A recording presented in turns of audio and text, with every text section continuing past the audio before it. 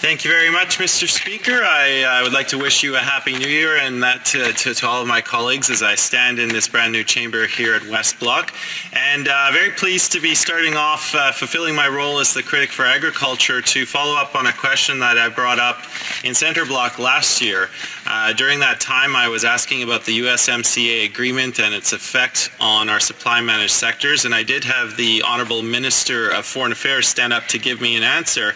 I was asking about whether the Liberals, they had consistently talked about not making any concessions in the negotiations on supply management, but unfortunately, when the details of the deal were announced, we did get our response or the answers, and we did find out that there were some notable concessions made.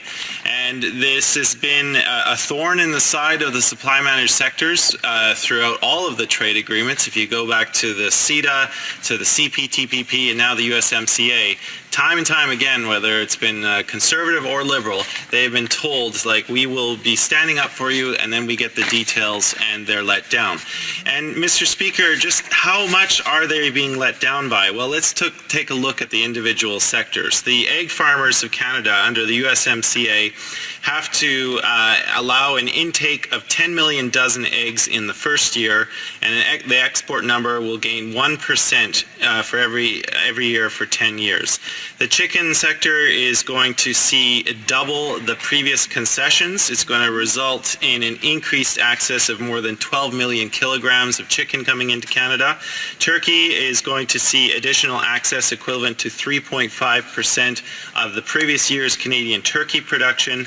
And of course, the dairy sector is going to see an additional 3.6%. In fact, the dairy farmers of Canada have now estimated that once all three trade deals come into effect, the total dairy imports will make up 18% of the Canadian dairy market.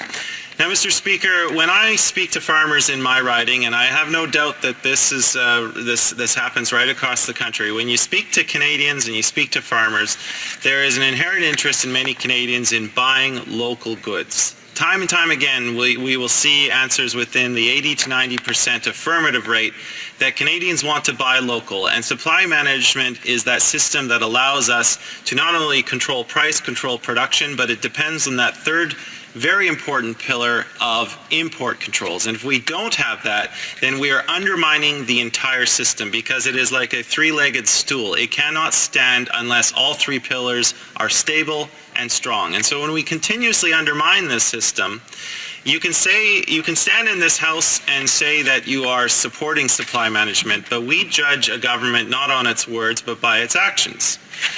And time again, these farmers have been let down.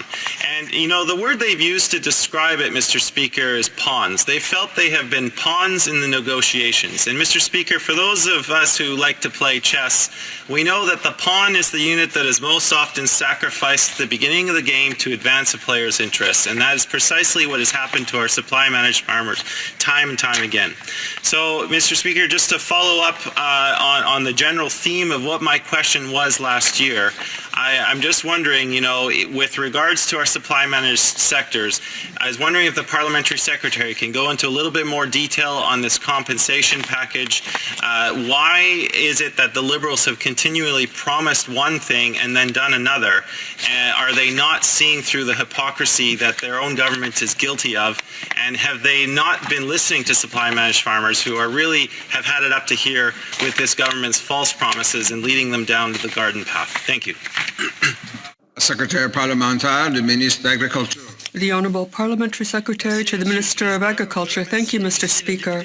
I'd also like to thank the Honourable Member for Cowichan Malahat Langford.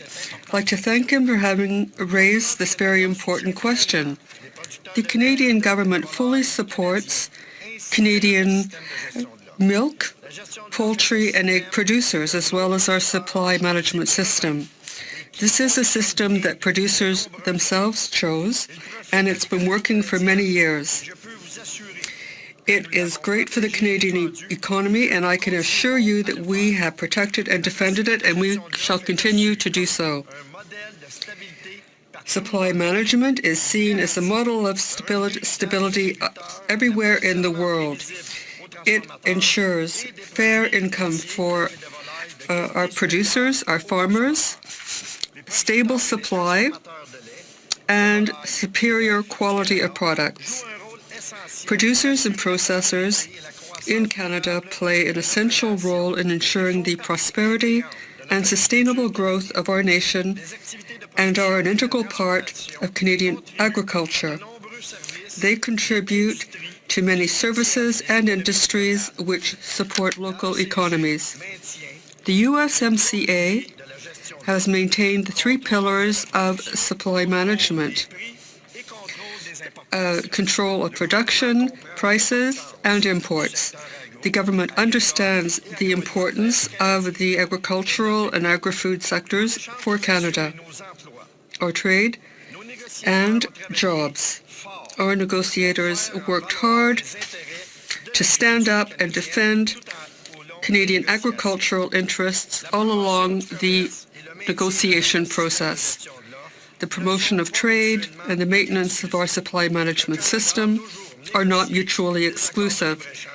Canada has always negotiated advantageous free trade agreements with its main trade partners, and none of these agreements has ever jeopardized the pillars of this system. Quite the contrary, our government has defended the system of supply management against strong attempts by the Americans to dismantle it.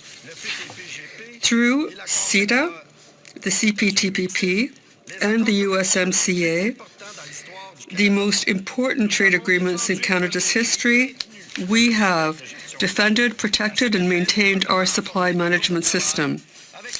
To this end, the government has created working groups with producers, dairy producers, poultry and egg producers to discuss new trade agreements and to cooperate in order to develop strategies that will help them to adapt, innovate, and remain competitive.